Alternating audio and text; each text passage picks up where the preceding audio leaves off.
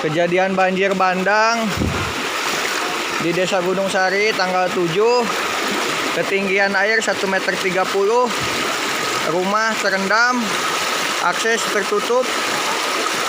Tanggal 7 dari pukul 8, sekarang masih berlangsung pukul 10. Mohon bantuannya Bapak BPBD dan aparat yang berwenang.